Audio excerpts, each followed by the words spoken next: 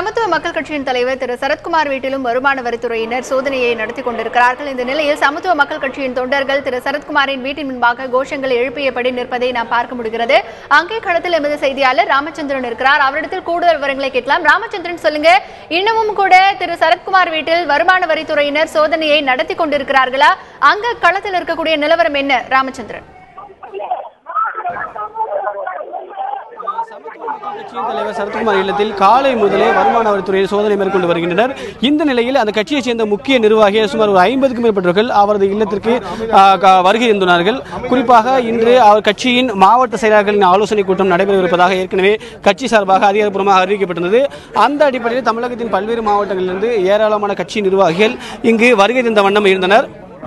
இந்த நிலையில் சில நிமிடங்களுக்கு முன்பாக சரத்குமார் இல்லத்திற்கு நுழைவாயிலை தாண்டி உள்ளே தடுப்புகளை தாண்டி உள்ளே சென்று அவர் சரத்குமார் நேரில் சந்தித்து அவர்கள் தங்களது ஆதரவை தெரிவித்திருந்தனர். குறிப்பாக அது மட்டும் இல்லாமல் மத்திய அரசு அரசியல் நோக்கத்தோடு செயல்படுவதாகவும் அவரது ஆதரவாளர் தரப்பில் குற்றச்சாட்டை முன்வைக்கின்றனர். அது மட்டும் இல்லாமல் வீட்டின் முன்பாக மத்திய அரசுக்கு எதிராக கோஷங்களையும் எழுப்பி வருகின்றனர். ஹேமா, ராமச்சந்திரன், இப்போ திரு சரத்குமார் அவர்கள் செய்தியாளர்களை சந்திக்கக்கூடிய வாய்ப்புகள் ஏதாவது இருக்கா? ஏன்னா வீட்டின் வெளியில் தான் அவர் நின்று கொண்டிருக்கிறார். செய்தியாளர்களை சந்திப்பதற்கான வாய்ப்புகள் இருக்கா?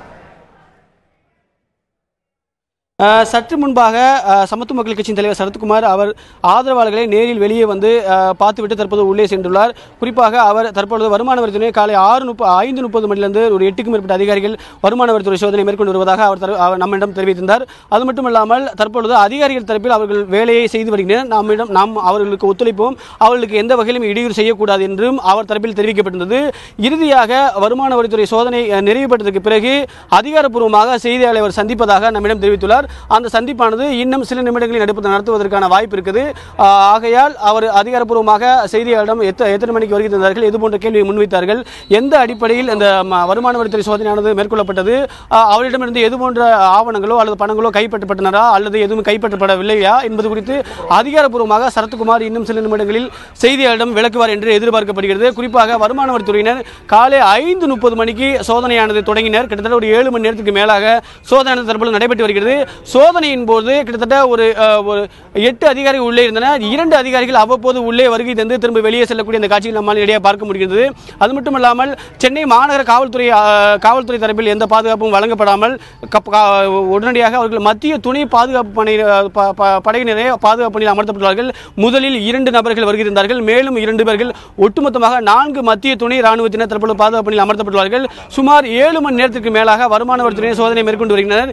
இடையில் அவ்வப்போது அவர்கள் வழக்கறிஞர்கள் அவர் சந்திப்பதற்கு அனுமதி வேண்டும் என்று அவர்கள் கோரிக்கையை முன்வைத்தனர். ஆனால் அனுமதி மறுக்கப்பட்டது.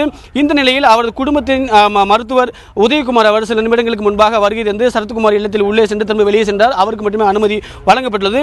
இந்த நிலையில் தான் சுமார் 50க்கும் மேற்பட்ட நிர்வாகிகள் தமிழகத்தின் பல்வேறு மாவட்டங்களிலிருந்து சமத்துவ மக்கள் கட்சியை சேர்ந்த கிட்டத்தட்ட 72 மாவட்டங்கள் நிர்வாக வாரியாக பிரிக்கப்பட்டுள்ளது. அவர்கள் ஆலோசனை கூட்டம், மாவட்ட நிர்வாகிகள் ஆலோசனை கூட்டம் இன்று காலை கட்சியின் தியாகராய நகரில் உள்ள கட்சியின் அலுவலகத்தில் நடத்தப்படும் என்றும் ஏற்கனவே அறிவிக்கப்பட்டது.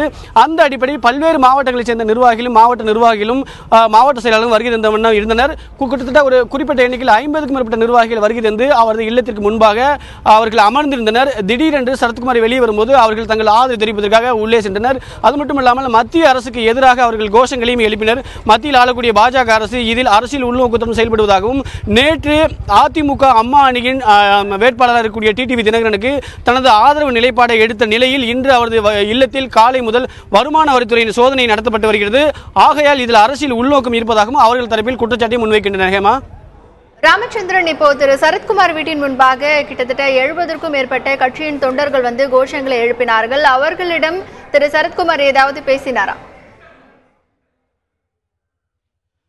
நிச்சயமாக சற்று நிமிடங்களுக்கு முன்பாக சரத்குமாரை வெளியே வந்து கட்சி நிர்வாகிகளை சந்தித்து அவர் ஒரு சில கோரிக்கைகளை கேட்டுக்கொண்டார். அதாவது தற்பொழுது வருமான வரித்துறை காலை முதலே சோதனை மேற்கொண்டு வருகின்றனர்.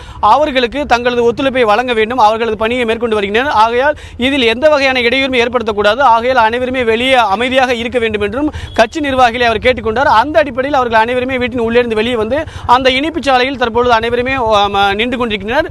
இன்னும் சில நிமிடங்களில் அவர் வெளியே வந்து செய்தியாளர் சந்தித்து தனது நிலைப்பாடு அறிவிப்பார் என்றும் எதிர்பார்க்கப்படுகிறது. ராமச்சந்திரன், இப்போ அங்க நூற்றுக்கணக்கான தொண்டர்கள் அங்க குவிந்திருக்கிறார்கள். போலீஸ் பாதுகாப்பு ஏதாவது அங்கே போடப்பட்டிருக்கிறதா? கொட்டிவாக்கம் பகுதியில் தான் அவர் இல்லமானது அமைந்துள்ளது. இந்த இல்லத்திற்கு தற்பொழுது வருமான வரித்துறை சோதனை மேற்கொண்டு வருவதை அடுத்து மத்திய துணை ராணுவத்தினர் 4 பேர் பாதுகாப்பு பணியில் துப்பாக்கியை ஏந்திய துணை ராணுவத்தினர் பாதுகாப்பு பணியில் அமர்த்தப்பட்டுள்ளார்கள். மேலும் சென்னை மாநகரத்தைச் சேர்ந்த காவல்துறை பாதுகாப்பு பணியில் அமர்த்தப்படவில்லை. அவர்கள் முன்னெச்சரிக்கை நடவடிக்கையாக இந்த சாலையின் அருகே வந்து தற்பொழுது நிற்கக்கூடிய காட்சி நம்மால் பார்க்க முடிகிறது. குறிப்பாக போக்குவரத்து இடையூறுகள் ஏதும் ஏற்படாத வகையிலும் அதே போல சட்டம் ஒழுங்கு பிரச்சனை ஏதும் ஏற்படாத வகையிலும் அவர்கள் தற்பொழுது இந்த இல்லத்திற்கு அருகே ஒரு 100 மீட்டர் தொலைவில் தான் தற்பொழுது பாதுகாப்பு பணியில் அமர்த்தப்பட்டுள்ளார்கள். இவரது இல்லத்திற்கு மத்திய துணை ராணுவத்தைச் சேர்ந்த 4 பேர் தற்பொழுது ஆயுதத்துடன் பாதுகாப்பு பணியில் அமர்த்தப்பட்டுள்ளார்கள். ஹேமா, ராமச்சந்திரன், நீங்க ஏற்கனவே சொன்னீங்க இப்ப அவருடைய வீட்டிற்கு அவருடைய மருத்துவர் வந்திருக்காங்க அப்படின்னு. அவர் வந்ததற்கான காரணம் என்ன? அங்க யாருக்காவது உடல்நலம் ஏதாவது சரியில்லையா? சமத்துவ மக்கள் கட்சியின் தலைவராக இருக்கக்கூடிய சரத்குமாரோட குடும்ப நல மருத்துவராக உதயகுமார் நீண்ட காலமாக அவரிடம் இருந்து வருகிறார். அவர் திடீரென்று அழைக்கப்பட்டிருக்கார். அந்த அழைப்பதற்கான காரணம் என்றும் இதுவரை நமக்கு தெரியப்படுத்தவில்லை. அவர் மட்டுமே உள்ளே செல்வதற்கு அனுமதி அளிக்கப்பட்டது. சுமார் ஒரு அரை மணி நேரத்துக்கு மேலாக உள்ளே சென்று சரத்குமார் அவர்களை நேரில் சந்தித்து அவருக்கு தேவைப்படக்கூடிய அந்த சிகிச்சையை வழங்கியதாக கூறப்படுகிறது. ஆனால் என்ன பிரச்சனை என்பது குறித்து நமக்கு இதுவரைக்கும் தெளிவாக தெரிவிக்கவில்லை.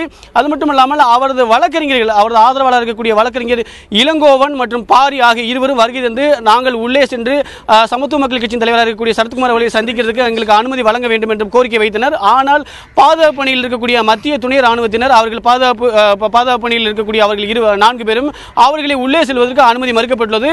அவரது மருத்துவர் மட்டுமே உள்ளே சென்று ஒரு அரை மணி நேரத்துக்கு மேலாக அவருக்கு தேவைப்படக்கூடிய சிகிச்சையை வழங்கி தற்பொழுது வெளியே சென்றுள்ளார். ஆனால் அவருக்கு எது போன்ற சிகிச்சை வழங்கப்பட்டது, எதுக்காக உள்ளே வந்தார் என்பது குறித்து இதுவரைக்கும் நமக்கு அதிகாரப்பூர்வமாக தெரிவிக்கவில்லை. ஹேமா.